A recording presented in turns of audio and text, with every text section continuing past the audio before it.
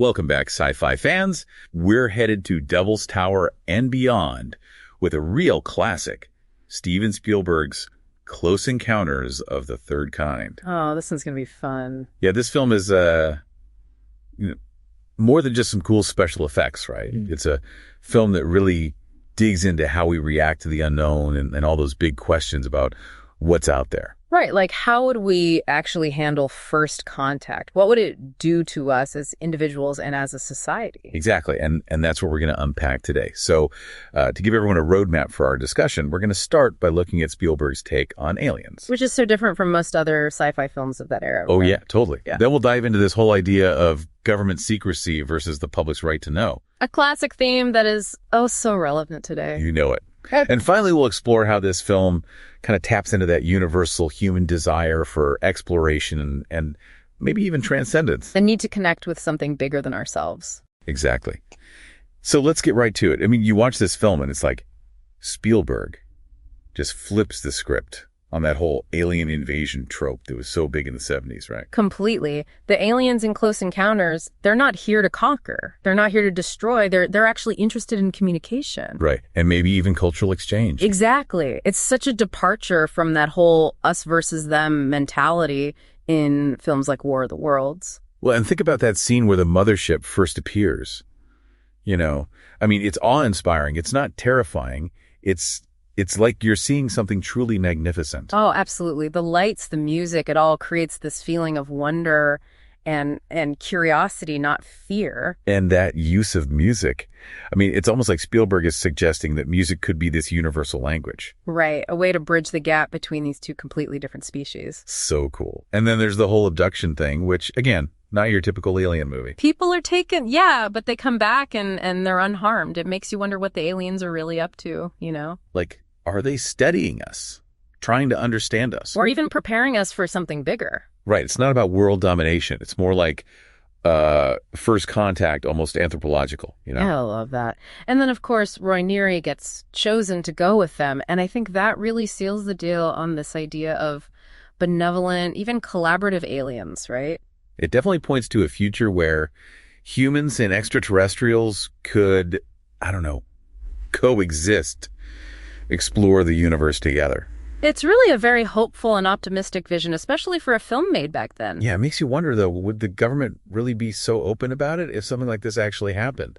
That's a great question. I mean, the film clearly shows the government trying to control the narrative, right? Yeah. They're downplaying everything, even suppressing evidence of the alien encounters. Oh, yeah, with misinformation, fake news stories, staged events like that whole chemical spill thing. It's all about keeping the truth under wraps. Exactly. And that really makes Roy and Gillian's pursuit of the truth even more important. They represent that drive for knowledge, that refusal to be kept in the dark. It's a classic power struggle.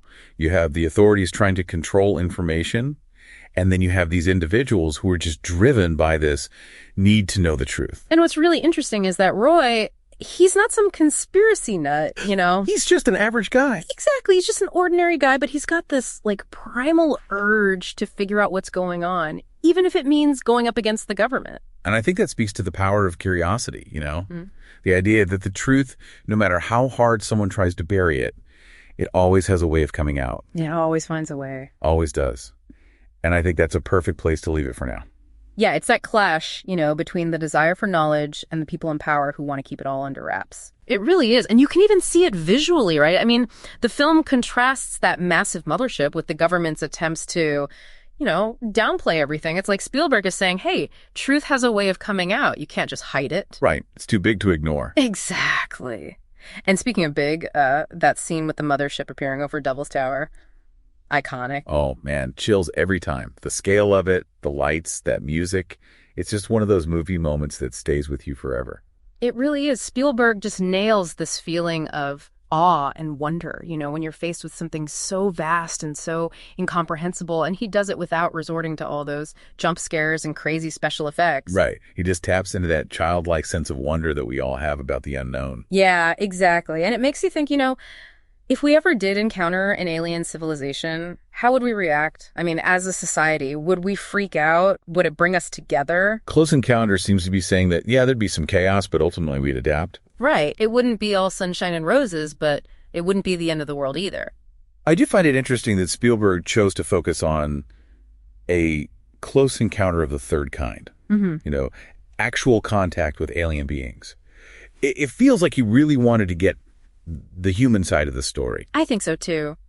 He could have easily gone for a more action-packed invasion movie, but instead he focuses on the emotional and philosophical questions, like, what would it be like to meet an alien face-to-face? Could we even communicate? Right, and what would we learn from each other? And then there's the whole societal impact, right? I mean, imagine the debates. Religious debates, scientific debates, the cultural shifts would be huge. Oh, absolutely. I mean, some experts think it could bring about world peace. Yeah. You know, humanity finally realizing we're all in this together. That's an interesting thought, but I can also see it going the other way. You know, mass panic, chaos. For sure, it's a big unknown. But Close Encounters seems to suggest that we'd find a way to move forward. We'd figure it out. We're a pretty resilient species when we need to be. We are. And I think that resilience is reflected in Roy's decision to go with the aliens. He leaves everything behind, his family, his life, to step into this huge unknown. It's a brave move for sure. It is. It takes a lot of courage, a lot of faith. But it also shows that yearning for exploration, that need to connect with something beyond ourselves. He's basically saying, yeah, there are risks. Yeah. But the potential rewards are just too great to pass up. Yeah, the knowledge, the connections, the chance to be a part of something truly extraordinary. To push the boundaries of what we think is possible. Exactly. And that's a powerful message, I think.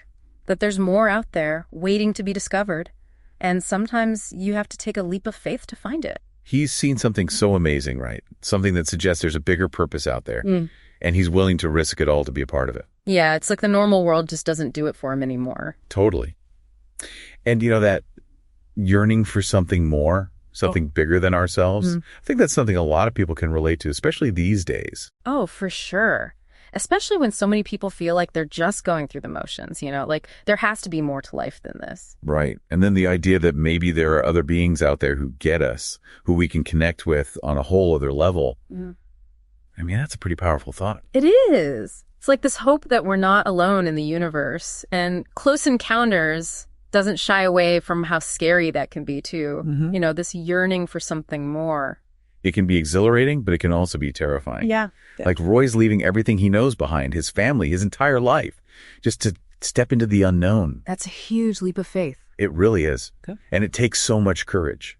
And I think that's what makes this film so powerful. It speaks to our deepest fears, our biggest hopes. It makes us question what we think we know about the universe and our place in it. It definitely challenges our assumptions. And it leaves us with this sense of wonder and possibility that stays with you long after you've seen it. It's one of those films that just sticks with you. For sure. So it's not just a movie about aliens and spaceships, right? It's about the human spirit, our need to explore, to connect, to find something bigger than ourselves. I think that's at the heart of it all. Totally. And I think that's a good place to wrap up our deep dive into Close Encounters. I want to leave you all with this. Imagine you're Roy Neary. You've seen what he's seen. You feel that pull towards the unknown. Would you have the courage to step onto that mothership, to venture out into the vastness of space? Would you be willing to leave everything behind, to risk it all for a chance to discover something truly extraordinary? It's a question we're thinking about, and I think ultimately that's what Close Encounters is all about. It's about the choices we make, the risks we take, and that human desire to reach for something more, to explore the mysteries of the universe, and maybe, just maybe, learn something about ourselves along the way.